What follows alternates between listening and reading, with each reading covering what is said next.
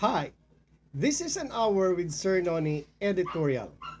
The boxing match that didn't happen between proxy of the Marcoses, PNP Chief Torre and Acting Mayor Baste Duterte may never have taken place in the ring.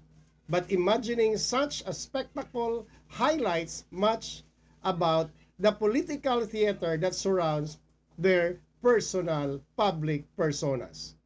Both figures, known for their fierce rhetoric and combative styles, embody a troubling trend in the Philippine politics where childish posturing often overshadows substantive dialogue. Instead of fostering healthy debate on pressing issues, the match that didn't happen serves as a metaphor for the pettiness and brinkmanship that sometimes define leadership in this country. Torre and Duterte, in this supposed to be spectacular bout, would likely epitomize dangerous egotism masked as bravado. Their public exchanges, characterized by taunts and provocations, resemble playground squabbles rather than the mature political discourse. The imagined scenario underlies how such behavior diminishes public trust and distracts from urgent matters affecting millions of Filipinos, including the rule of law, human rights, and effective governance.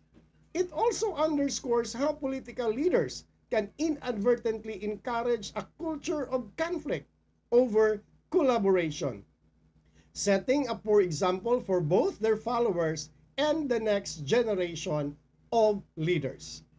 Politically, in this match that didn't happen, exposes the risk of personalization in politics, where policy issues are reduced to personal vendettas and theatrics. The spectacle would likely ignite media frenzy and public sympathies divided not by ideas but allegiance to personalities, deepening societal polarization.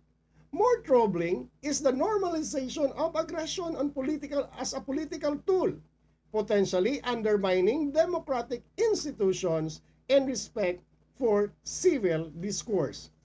Ultimately, the supposed to be fight between Torre and Duterte, real or imagined, the match that didn't happen, serves as a cautionary tale about the cost of allowing childish antics to dominate the political arena.